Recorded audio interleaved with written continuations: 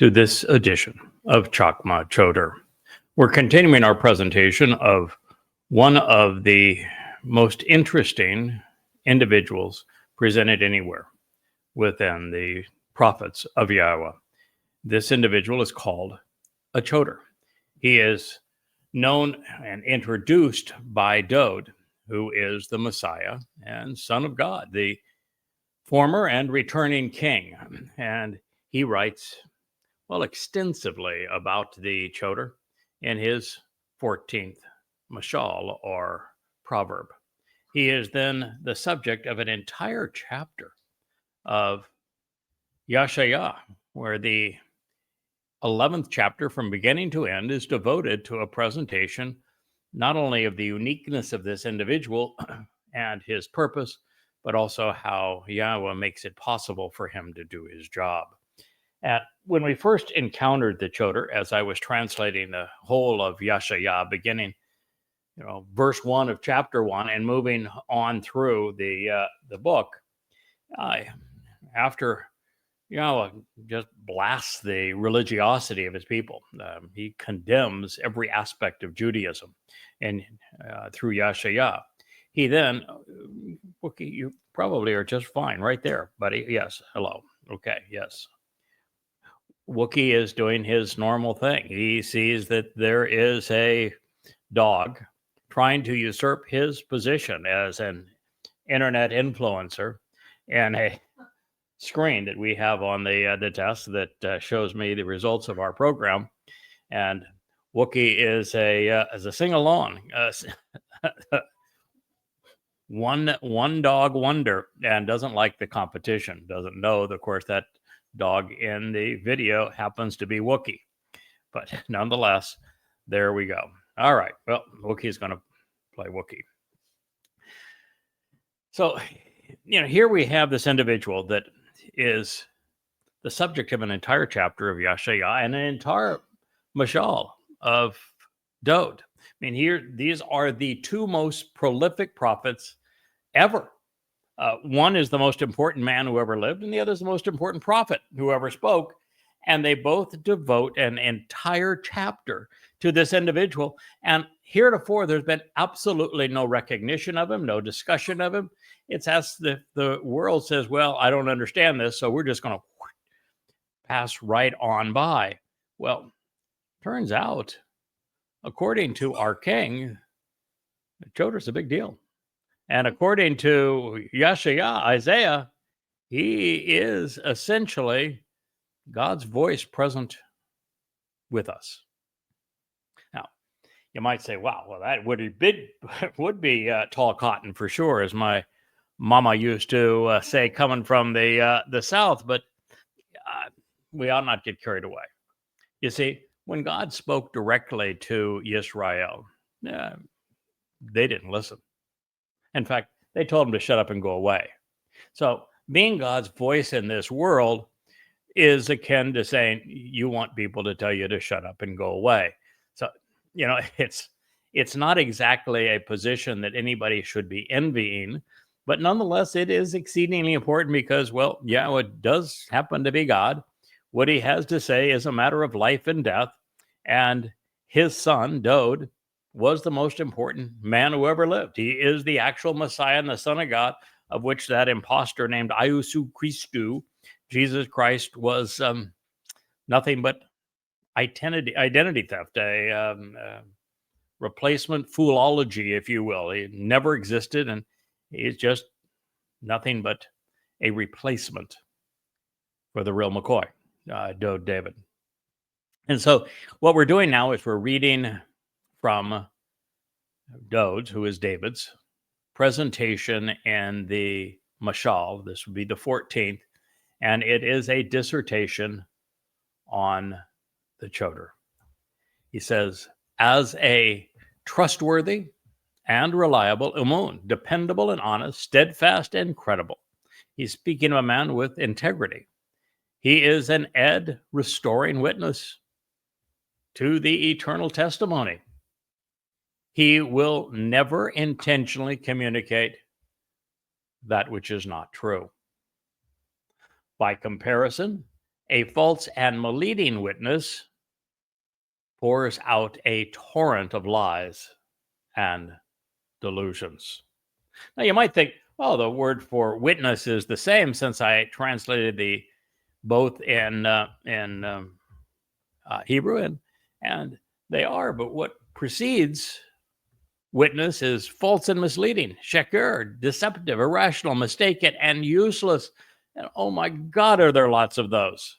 Yeah, in fact, I'm having a ball here on X again today, where the more you're willing to tell people the truth, the faster you lose followers on X. It is a race to oblivion in that environment, where the worst of the worst have millions of followers, and, well, the voice of God has only barely over 1,000 followers. So it is a true test of how difficult it is for God to get a word in edgewise, considering all that is going on in the world. So this is presented as Choteresque, and it describes the Choter's primary job, which is to differentiate the truth from the lies, which requires exposing and condemning the deceivers. So, according to Dowd, his Choter is trustworthy and reliable. He is a restoring witness to the eternal testimony, and he never intentionally communicates that which isn't true. He will never be proven a liar. He will never deliberately deceive. He will not engage in or encourage worship of any kind. And he will not curtail, and he will curtail, I should say, the devotion to false gods, religious delusions, and errant opinions. Well, you got a whoop whoop for that. Now, speaking from experience, it has, well, been this way from the very beginning. Over the course of now 24 years and 24,000 pages of translations, explanations, commentary, insights, revelations, the overwhelming preponderance have been accurate from the onset. Almost everything that I perceived has remained true. While there have been those things which we have refined over time. As I have learned more from Yah, I have reliably conveyed what he has communicated, gradually putting the entire picture together, getting it into focus, and then sharing it with you from beginning to end. This review, therefore, of Mashal Proverbs 14 is a perfect example of that process. My previous translations and conclusions, well, they were accurate, but they were incomplete. And that is because I had not yet discovered all that Yahshua and Yah's other prophets had revealed about the full extent of this role that God has asked me to play in the awakening and redemption of his people. It was not actually until quite recently, while updating and augmenting Katsir Harvest, this volume 5 of the Yada Yahowah series, that I actually came to more fully understand the process and timing that is associated with Shabuah, and in particular, Teruah.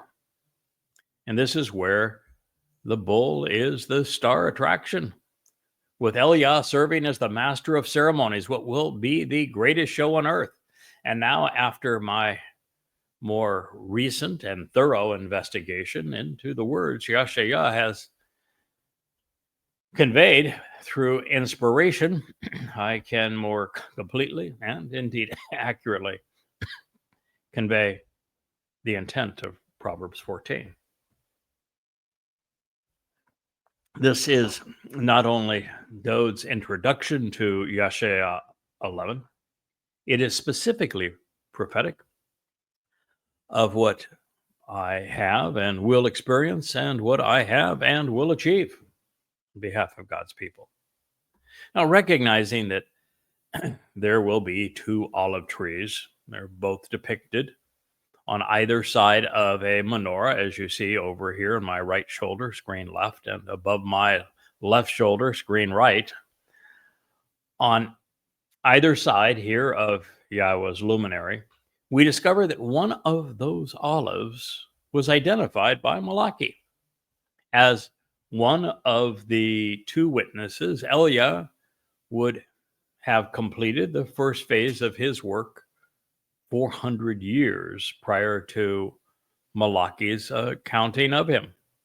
But that was not the case with Dode or this Mushal, because not only was it written a century prior to Eliah's sarcastic, anti-religious soliloquy, the Messiah's focus wasn't on the goat, but instead on the bull.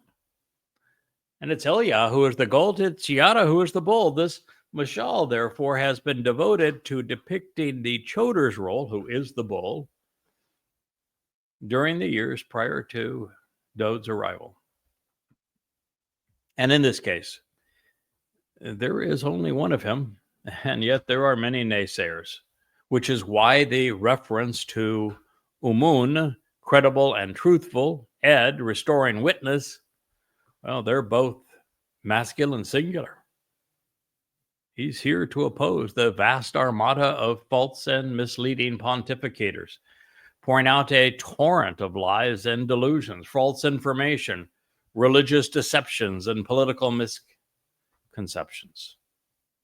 So once again, it appears that if someone else has been peering over my shoulder, well, then they have seen just how challenging a fight it is to present what's right in social media, particularly on X, since Facebook is congenial by comparison.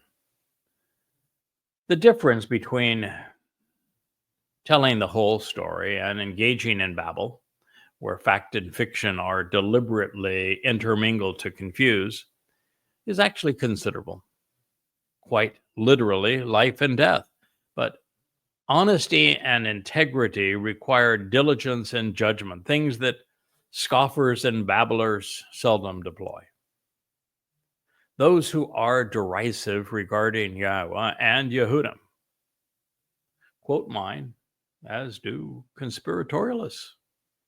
They lack Chakmah, all of them, which is a systematic and rational pursuit of the truth by knowing how to deduce right from wrong, or in the most challenging and most important cases, partially right from totally right. A scoffer, a derisive and babbling ridiculer, and boastful speaker intermittently seeks expertise and erudition, wisdom and technical skills perceived necessary to comprehend religious affairs, but there are none. Understanding based upon knowledge is not burdensome for the one who makes the proper connections. Mashal, word pictures, Proverbs 14:6.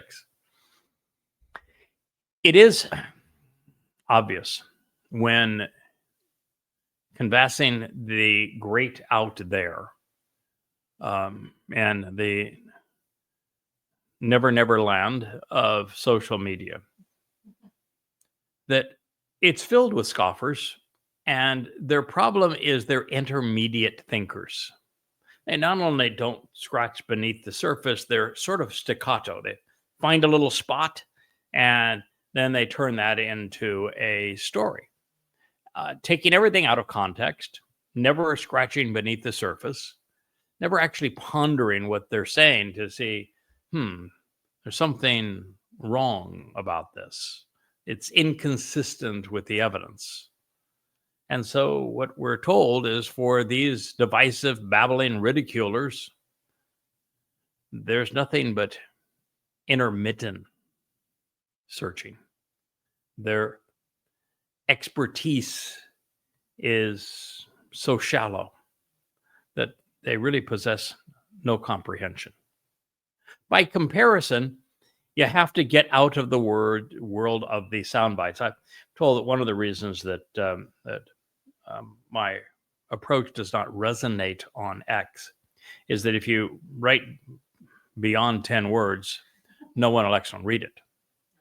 Now, of course, if you don't immediately say Trump is great or Israel is horrible, no one on X gives a hoot.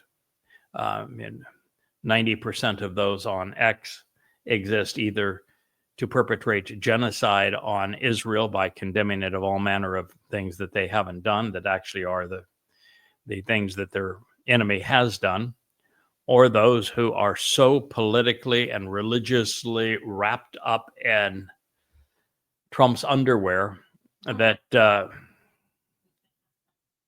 they couldn't see if he had holes in it. So you just don't read. You know, if you're thoughtful, you want to present a case, you want to use evidence and reason, you're wasting your time on X. It does not appeal to that audience. So if understanding based upon knowledge is burdensome, if reading more than 10 words just is much more than you can do, if actually turning here behind me and reading these books is more than you can handle, then you probably don't belong in God's family. God does not view, nor does his son, who happens to be king, so it's rather important, they do not like simpletons. If you're ignorant and happy being that way because you'd prefer to believe than know, whether it's your political beliefs or your religious beliefs, you just flat out aren't prepared. You're not equipped to be part of the covenant family. You might as well just go away. Not going to happen for you. You're not going to get there in 10 words.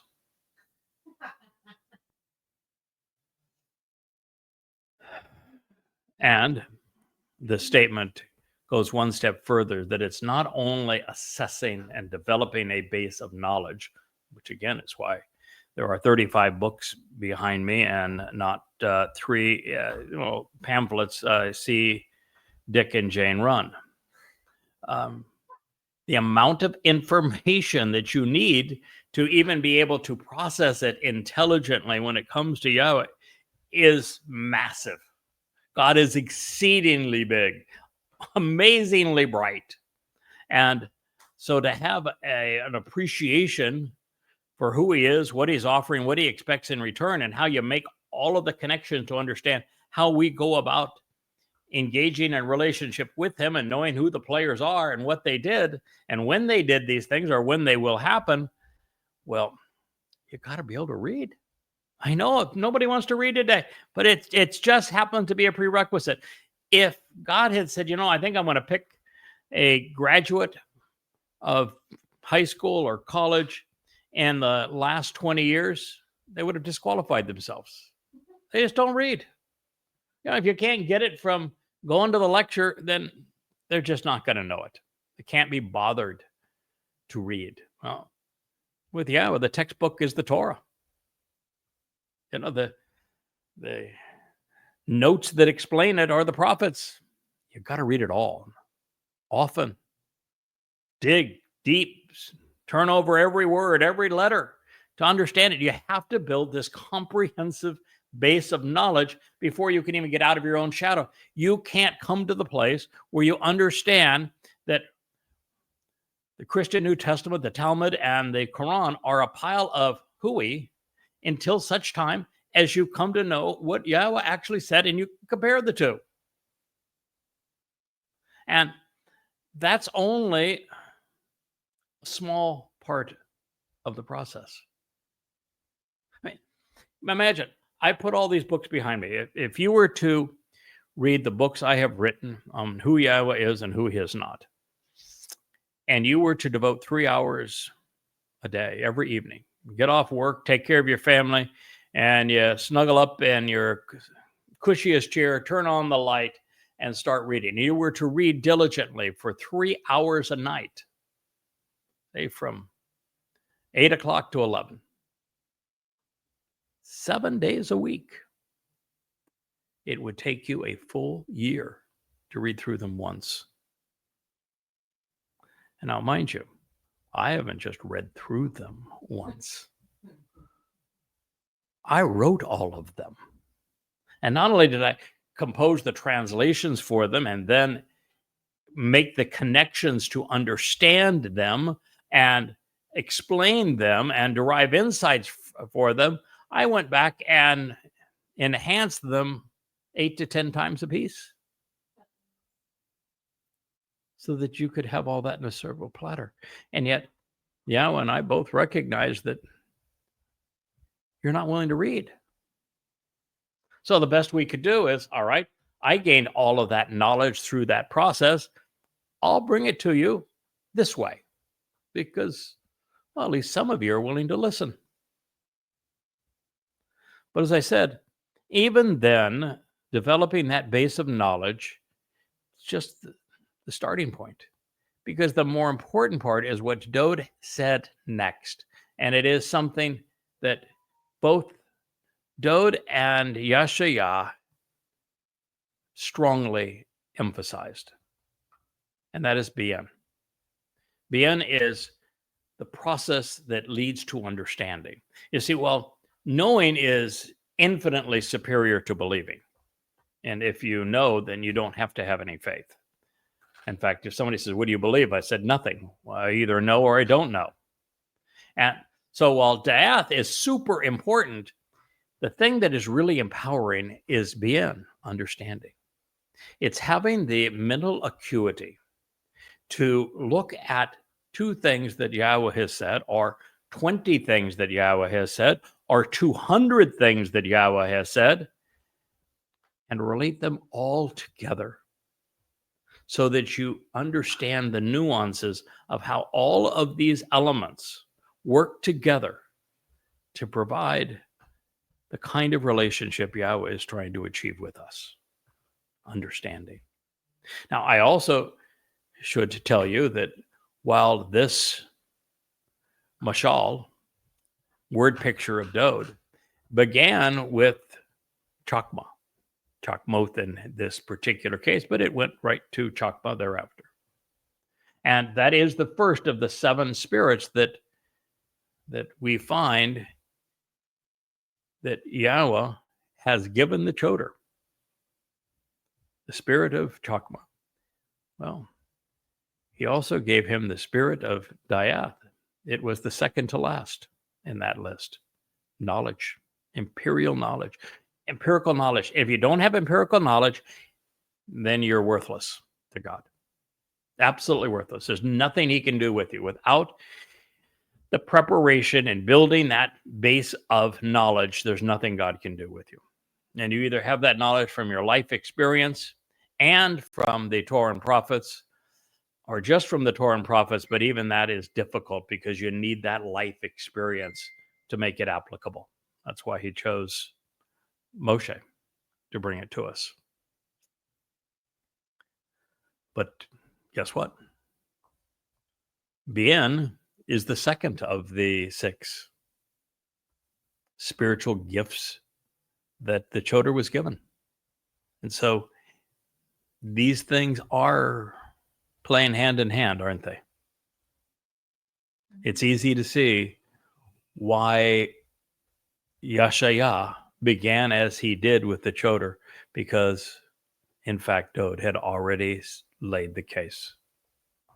Da'ath, empirical knowledge, leading to Bien, making the proper connections, finding the common denominators between things, understanding statistical analysis to understand probabilities that lead to intelligent conclusions. Many times, my wife will come in and says, you know, that such and such was said on a post that I read today, and it means this, and isn't that interesting? He said, no, didn't happen. Next. I'm just instantly able to hear something and say, true, not true. Running the probabilities on it and say, nah, not 1 chance in a billion. That's accurate. And turns out Right. Now, I was telling somebody oh, I know it was Elon Musk. He had his son, which he calls Little X, was telling him that he should save America and save Trump. And what I wrote is that no, you can't save America. You can't save Trump. If you want to save Little X, what you need to do is start reading these books. And I was telling him about the fact is that when I first encountered him, I began to write about him because he's an interesting fellow, and I predicted his future. And what I've said to him is that in the 24 years I have done this, I've never been wrong, not when forecasting a future event. That does not make me a prophet. It makes me one who knows the prophets and who has made the connections to understand. Now, as we consider what Doe just wrote, scoffing is easy, as is ridiculing. Any babbler can do it. As a matter of fact, you can throw out 1,000 lies in a matter of, 10 words, sound bites. So that's why it's so attractive on X. To disprove a lie, that is a far more disciplined and verbose activity. And it's why most people just tune out because they're not interested. So, like the New Testament saying, and Jews crucified Jesus. And that's a lie. Jews crucified Jesus. 3 words. To disprove that, while relatively straightforward and easy, disproving therefore the credibility of the New Testament, it takes 100 times that number of words. But it's easy to do. It's just that so few people are willing to invest the time to consider 1,000 words when the lie came across in 3.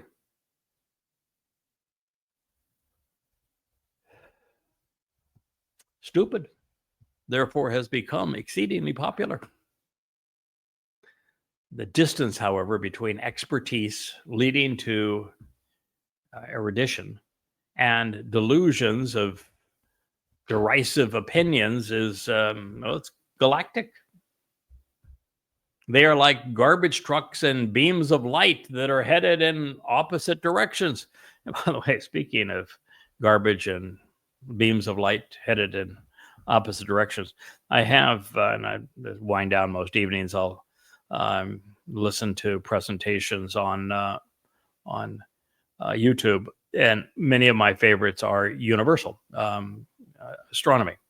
And the Webb telescope turns out to have been the bane of astrologers. Most everything they've thought to be true, nope. Not even close to being true. The universe is, in fact, older than 14 billion years, as I've said for some time. This notion that it started all in one spot and then was infinitesimally small and grew expansively is not true. And almost all of their calculations and pontifications have now been shown to be inaccurate by what the James Webb telescope has found. So you always have to be careful when you're quoting an external source where you can always be confident when citing God. Now, as for the ease of understanding, if that was the intent, Dode and I differ in this extent. Either that or I am either a very, very slow study, and I don't think that's the case. And should that be, however, by comparison, the religious and political are, they're still in kindergarten. So I am way too far ahead of my audience.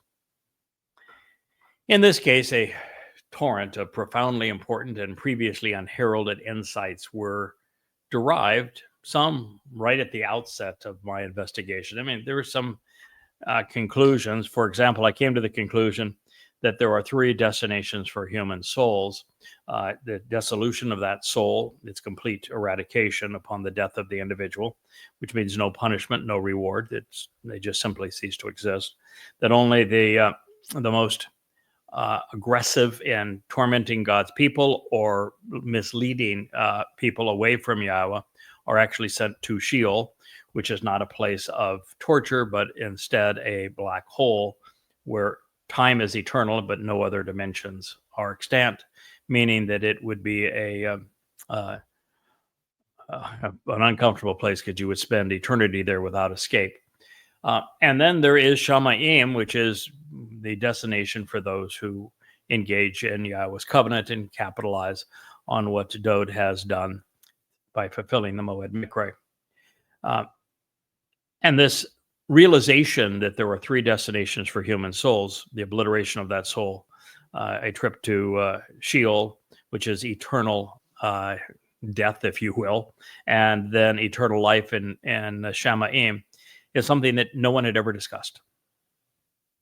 It had never been brought up previously. When I first brought it up amongst an audience, they just went, huh?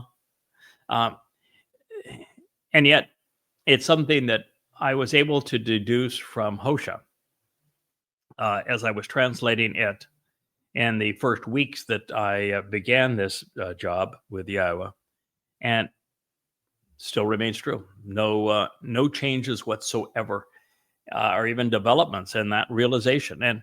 And it's really profound because it ends the atheist argument against God. They would say that a God who would say, "Love me or I'm going to torture you forever in hell," is psychotic. And it's true. And yet that is the Christian and the Islamic God. And having the realization that Yahweh says over and over again that souls that are people that have made no effort to get to know him or were misled either religiously or politically, they just simply cease to exist. Exceedingly fair. You got your life, you get to live it.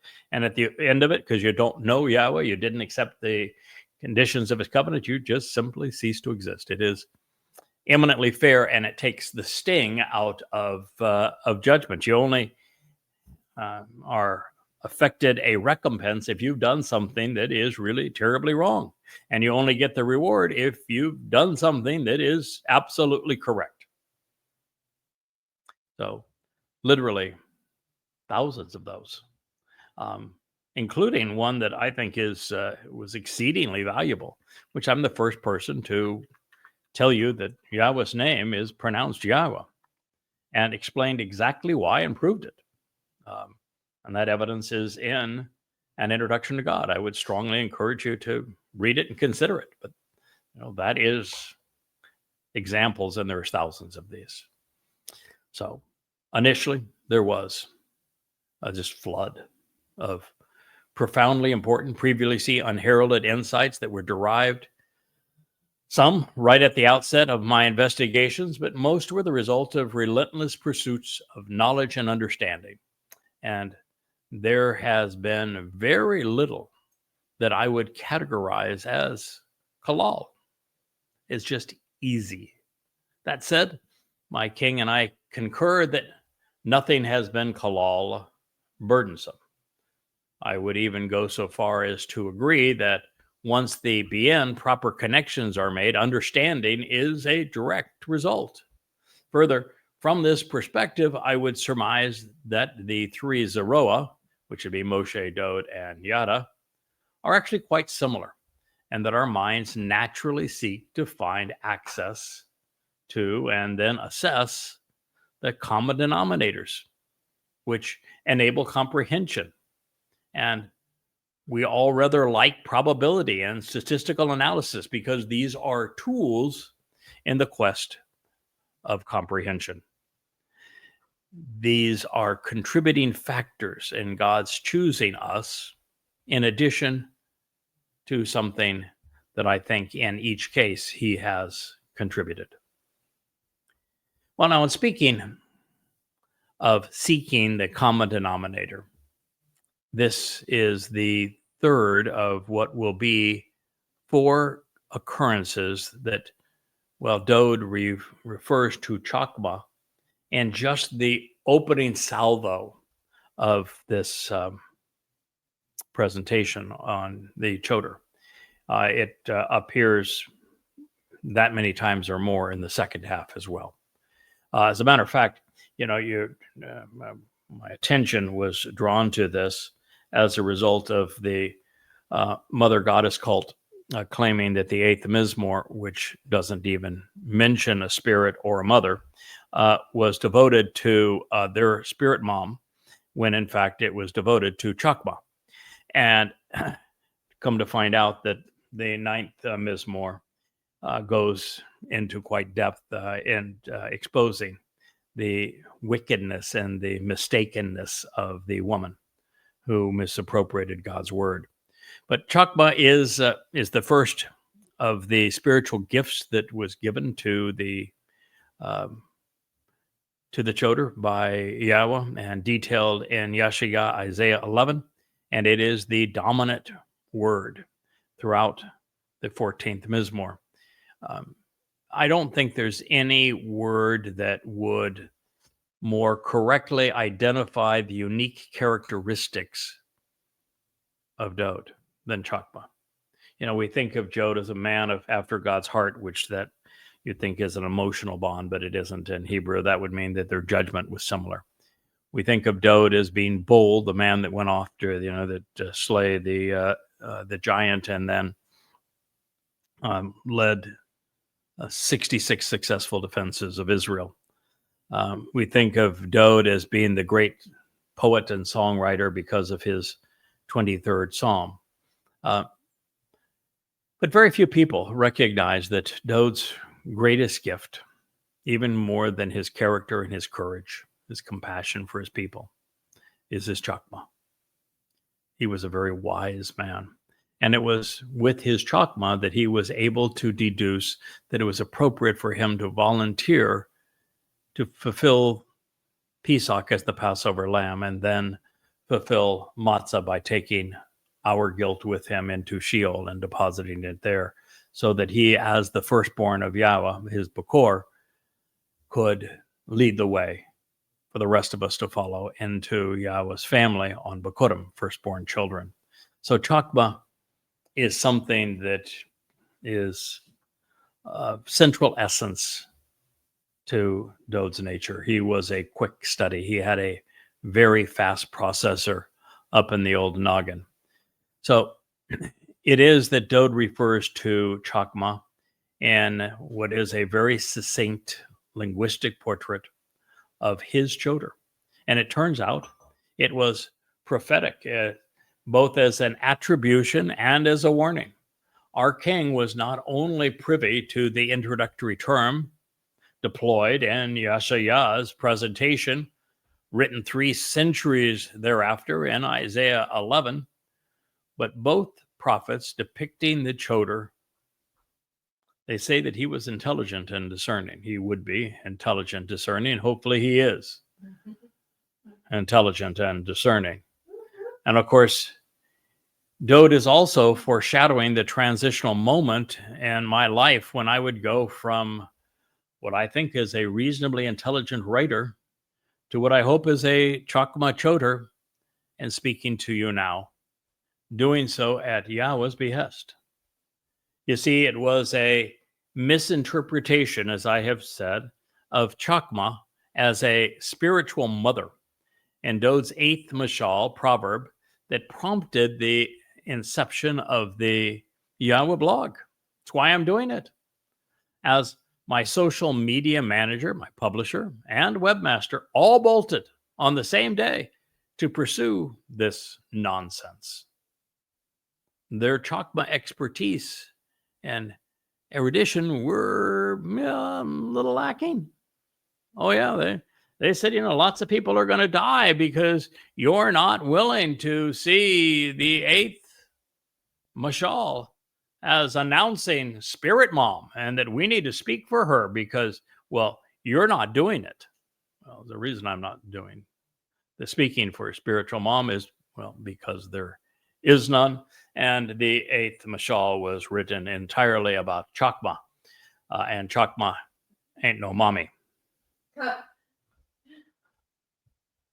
Confronted with what appeared to be mental madness from people who had previously appeared sober, I turned to Yahowah for elucidation, recognizing that he invented Chakmah. So I asked him for advice, as I do sometimes when I'm stumped, and said, "All right, well, this is quite the obstacle in the road. How do we work around this one?" Yeah, and his response was to simply change everything but his message, which was the content of the books. Therefore, going forward, he asked me to replace the prior players with a new team, changing the stylized lion on to this modern menorah logo that you see over my shoulder spinning here. We would proceed with YAHOWAH branding on new covers for the books, new website. We would start over, completely over, and social media, and open up all new accounts, starting with 0 subscribers and followers and friends. And well, just the beginning of this year, January 1st of this year. You know, that was God's instructions. Start over, trash it all, except the books, just rebrand them. Focus less on writing and more on talking. So after 23 years of writing sunrise to sunset, and without having produced a single video or posted a word edgewise in social media, I went from neophyte to, well, maven at Yahweh's behest. Within the first 90 days, our audience had grown, well, 50-fold, and its content was extensive.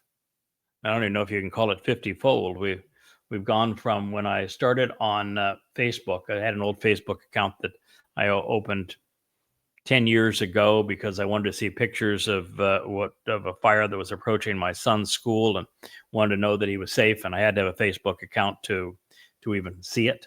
So I had a Facebook account, but never been there since the day I looked at those pictures. I think it did have 13 friends. Probably 80% were dead by that time, since it had been so long ago. But nonetheless, I had 13 there. And I think right now we have 2,800. We'll be at 2,900 by the end of the weekend. Early next week, we'll be at 3,000. Well, from essentially 0 to 3,000, that's a reasonable progress. Now on X, of course, X is a different animal. I think I will have made 12,000 posts by now on X, and have less than 1,200 followers. So X, I'm going to petition for combat pay when it comes to X. Fortunately, Facebook is preferred 3-1 by Israelis, and Israelis, you are Yahweh's target audience, and so I'm delighted that you have the good taste to prefer Facebook's over X. Where, of course, we are live streaming to 3 YouTube. In fact, I think 4 YouTube channels are live streaming to 3 of them and posting on 4 YouTube channels, and collectively, there's well over 2,000 subscribers to those YouTube channels. So, yeah, these are all encouraging beginnings. Based upon what we have done thus far. So we continue. Per Yahweh's request, his covenant family had walked away from, severing all ties with, those who were now working contrary to his instructions. And so this reads, you should choose to walk away from. I guess if I had read this mashal with this in mind, it would have been pretty straightforward. As it turns out, Yahweh's advice to me was read Numbers 12, and you'll know what you need to do, which I did, translated and have shared, and we'll share again. But Dode was on his game too. He says you should choose to simply walk away from the presence of the ignorant and irrational. Oh boy, were they ever ignorant and irrational. Because otherwise, you will not come to know or appreciate Yada's understanding of the language, providing informed insights deduced from these words. Okay, Mashal, Proverbs 14:7, advice both to the Choter and for those who are supporting him, of which there are many, and for those who abandon him, of which there are also a few. And that is, do not walk away from, which is to, well, this is the same advice that Yahweh gives as the first condition of the covenant. He says you must walk away from your country, which is Babel, the commingling of truth and lies, which this mommy dearest cult had done. It is to walk away from religion and politics, which Babylon, of course, represented. It's even to walk away from your father's house. I guess they would have said mother's house, but oh well. From your father's house. I guess they can change that to be mother's house if they wish to. But nonetheless, well, I guess that's why they ended up in their mother's house. They figured, well, I'm supposed to walk away from my father's house. Maybe I'm supposed to walk, to my mother's house. That wasn't.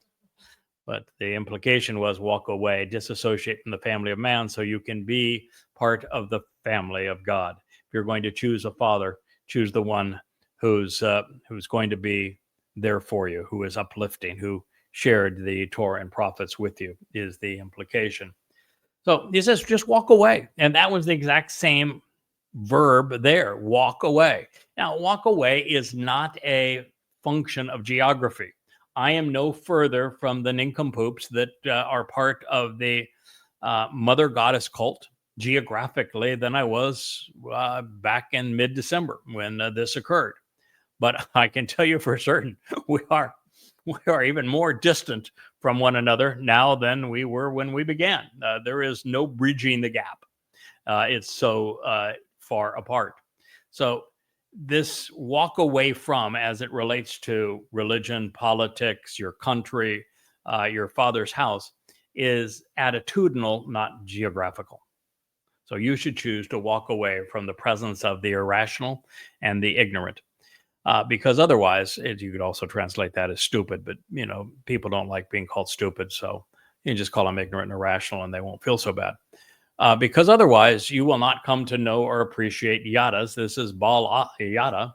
You will not become aware, acknowledge, or understand the teaching associated with Yada's understanding of the language and his providing informed insights that are deduced from these words.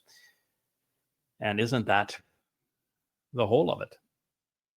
It's why these books exist. It's why when the Mother Goddess cult tried to create a following for themselves, they ripped off my translation style, which was exceedingly unique. It still is exceedingly unique.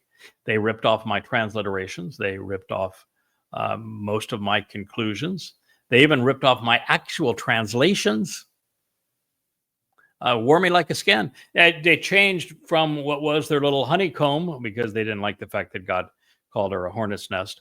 And when Yahweh told me to go to the menorah and a stylized menorah at that, they now operate under a stylized menorah. They changed Yahweh's name in their translations to weave in a mother goddess, but yet they use my transliteration of Yahweh's name in the title of their website. They just very much like Paul as the wolf wearing the sheep's clothing. They're wearing the Choter's skin in this process, and therefore they do not really know Yada. They do not understand the language, or that he is providing informed insights that are deduced from these words. Here. And so that's what I have done. And we stand apart from those wallowing in Katzil, irrationality, while we pursue Chakmah, wisdom from God. We live to learn, to know, to understand, and to share, celebrating language as the catalyst of informed decisions. What I know, you know. We're not trying to have a monopoly on knowledge. We're trying to broadly disseminate it. Truly, the volumes I have written and the videos that we have spoken, they're celebrations of words. I cherish them. As much as I disdain the promotion of ignorance and irrationality. One of the people that I had a wonderful relationship, the man actually that taught me how to write. I mean, I was always a fairly prolific writer, but to write books, if you will.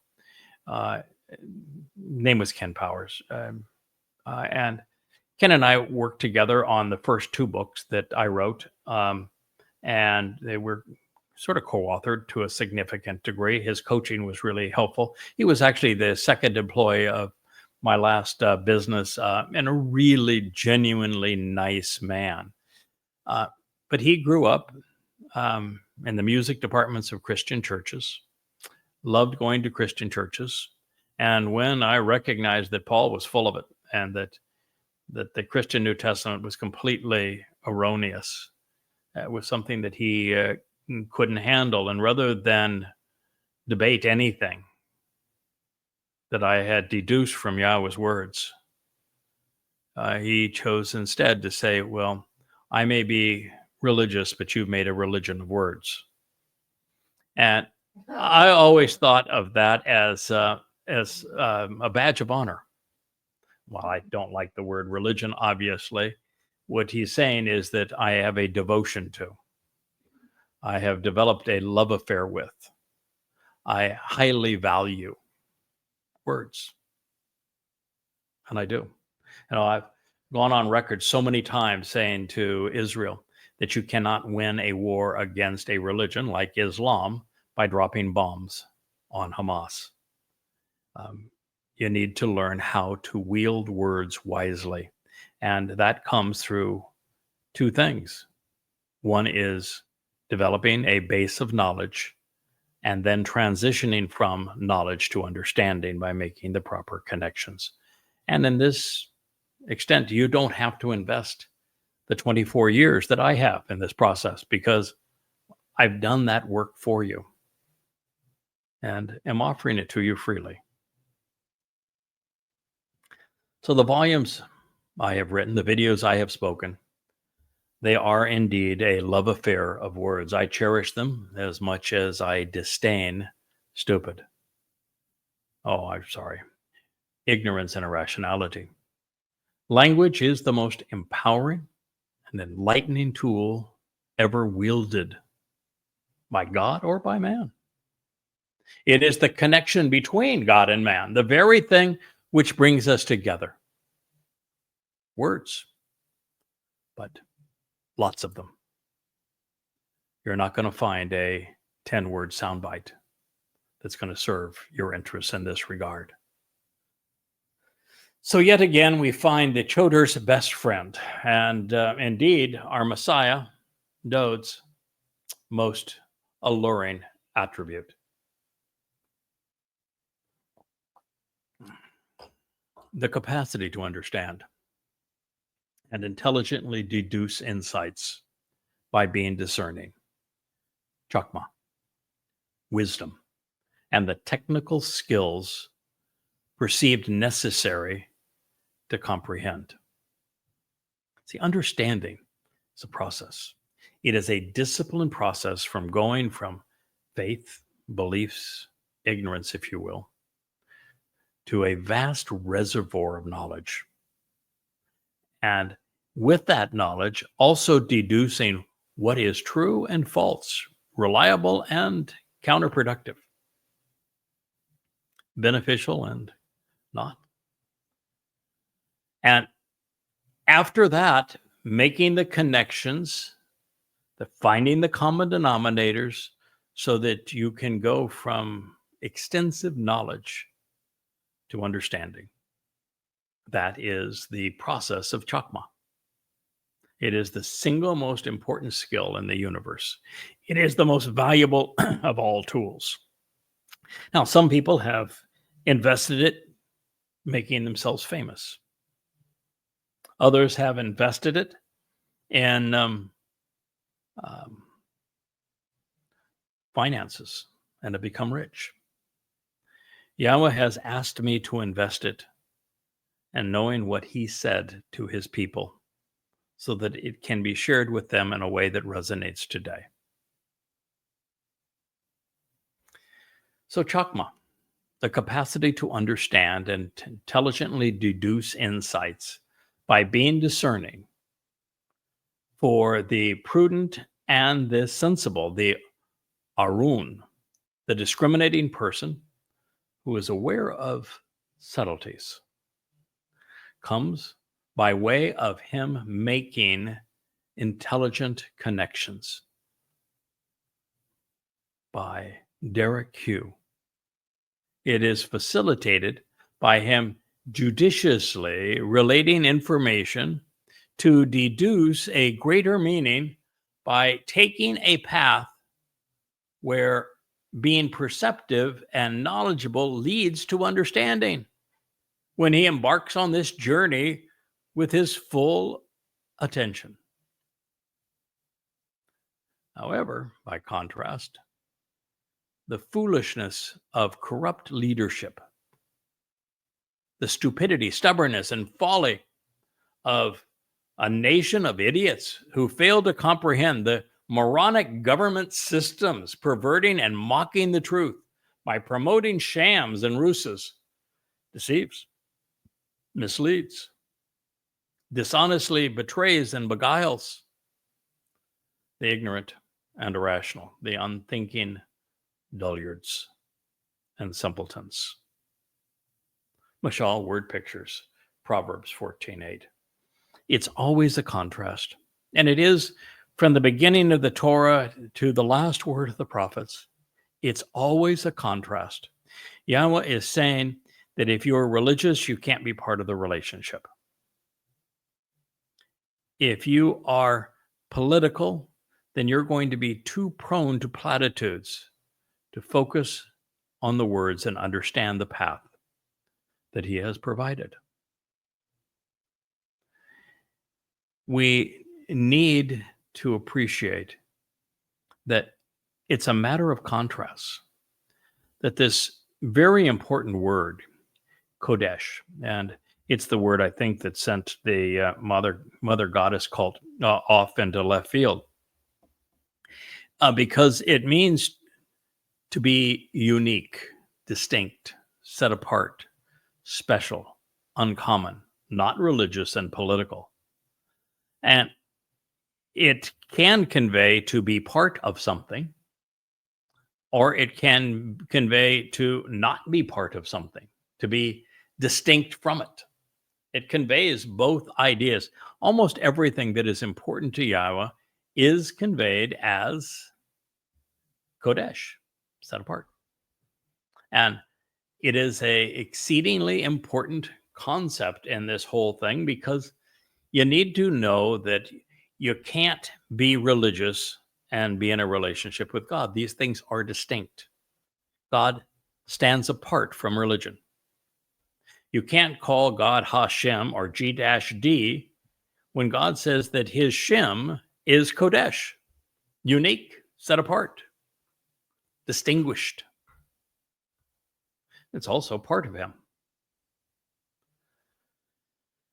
So it is about comparisons. There is no way to engage in a conversation about God. There's no way to explain who God is or what he wants. There's no way to lead someone into Yahweh's presence or to eternal life until they first recognize that religion and politics are contrary to what God will accept.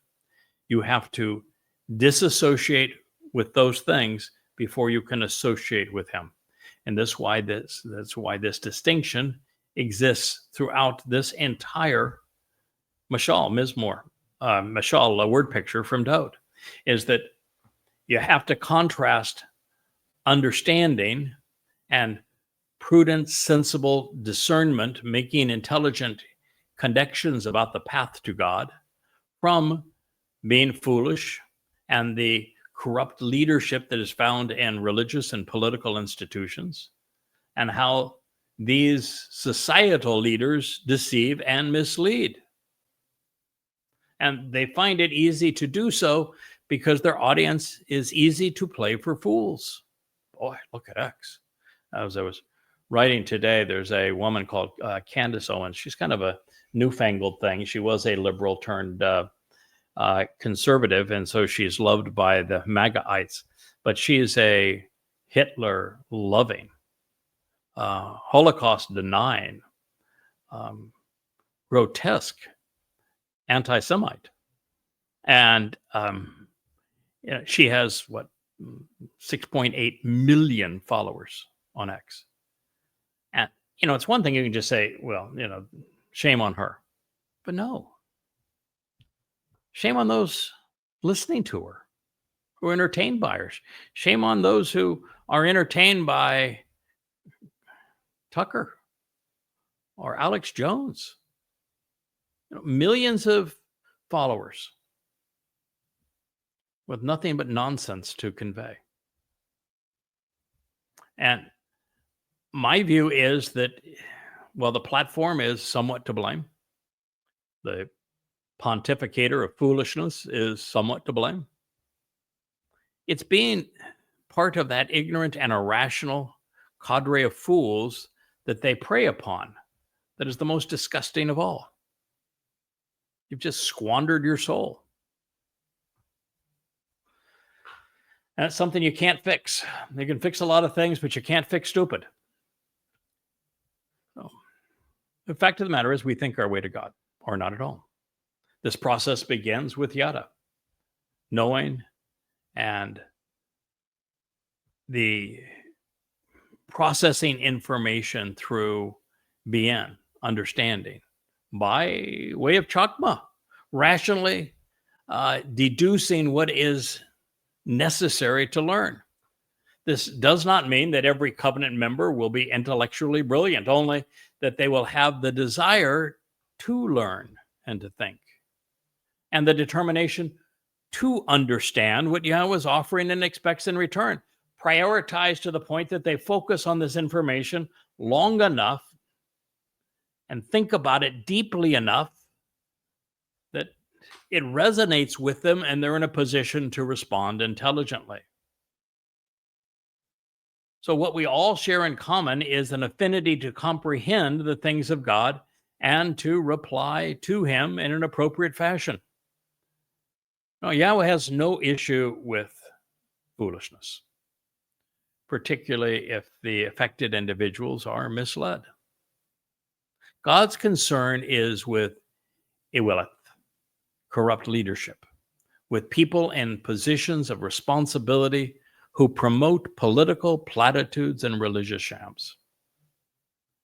While it's a shame to be misled, it is a crime to mislead.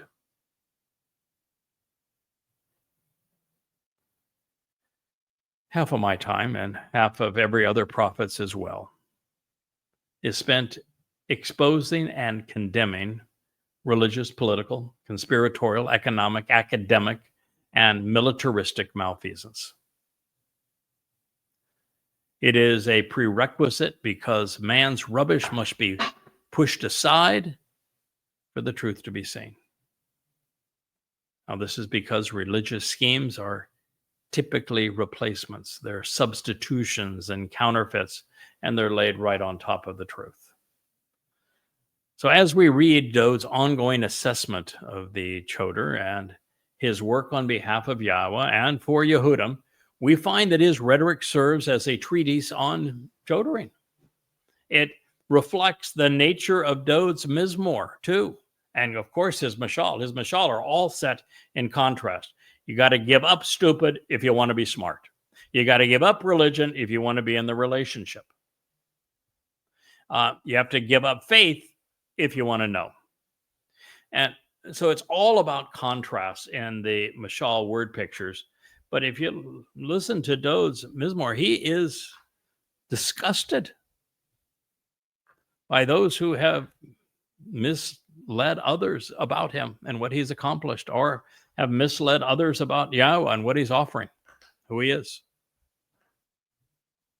So as we read Dode's ongoing assessment here of the Choter and his work, we find that his rhetoric serves as a treatise on the textbook, if you will, on how to do this job and how one should respond to the individual doing this job. This is what God's final witness must perceive and then must excoriate to be effective. This will be our last comment of this program, this citation from Dode's pen. Beguiled by corrupt leaders,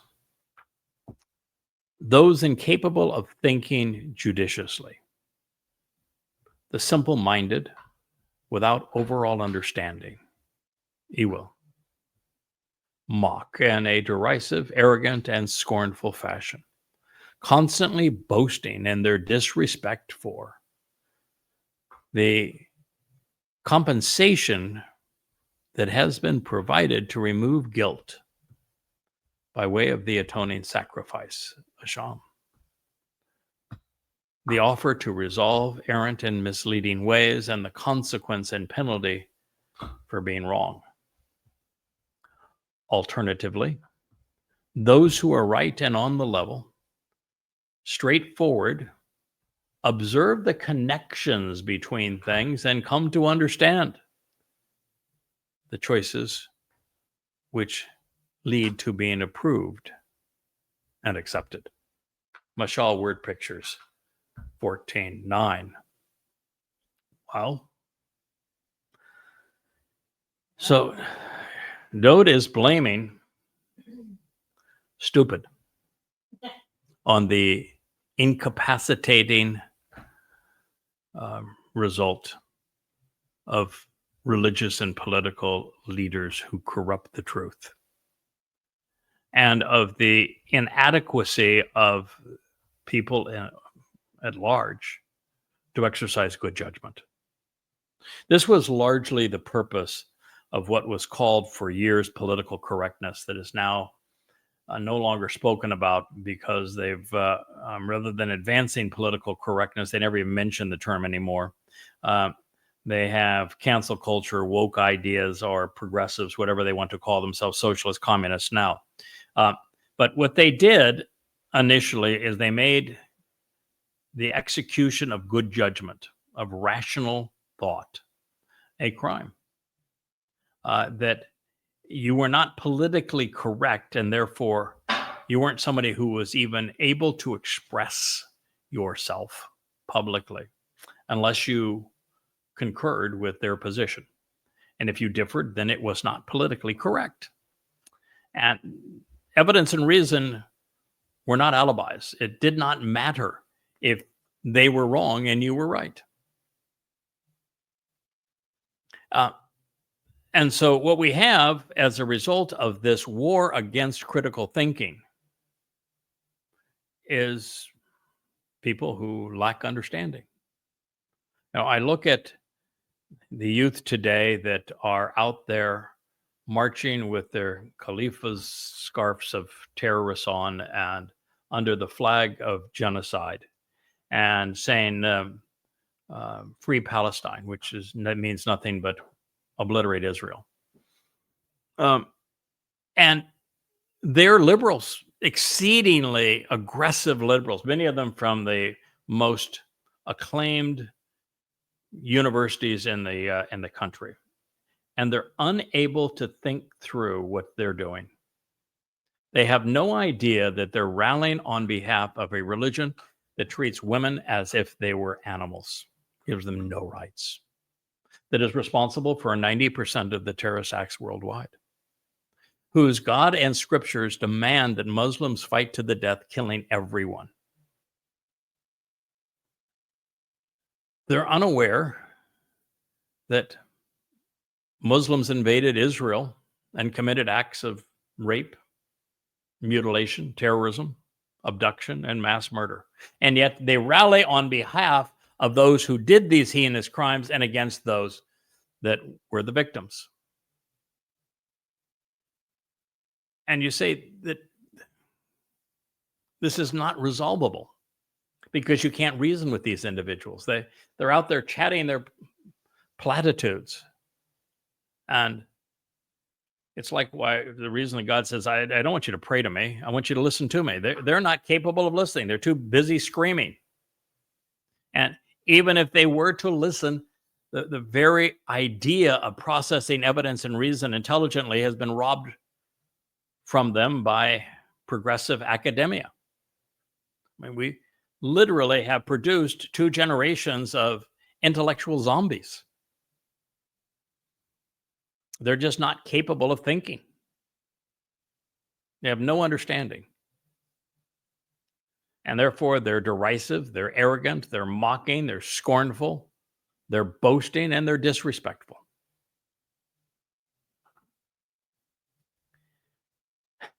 And in this case, Dowd gets quite personal with the compensation provided to remove guilt by way of an atoning sacrifice, because he did that. And that's why when I share with people the greatest discovery in human history, they go, "Oh yeah, sure." The greatest discovery in human history is this very thing.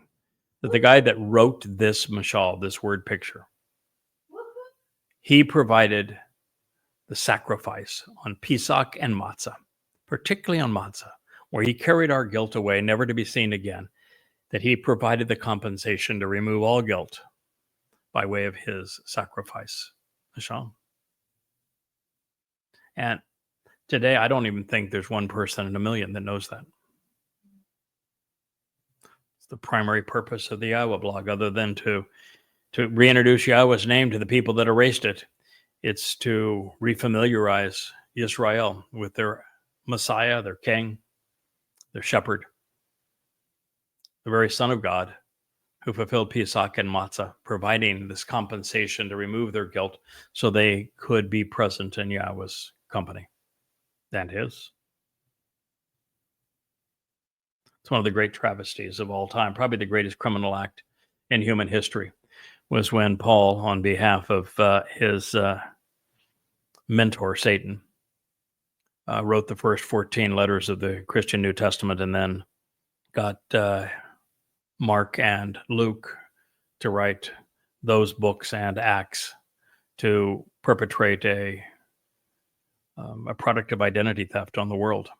And when the Jews in Jerusalem didn't recognize Dowd's fulfillment of Pesach, Matzah, and Bakorim, and allowed them to get by with this with all evidence to the contrary, it's the single greatest crime that's ever been permitted. And it's based entirely on replacement foolology and counterfeiting and identity theft. And yet you tell people this and they can't process it, and yet this is what Dowd is saying.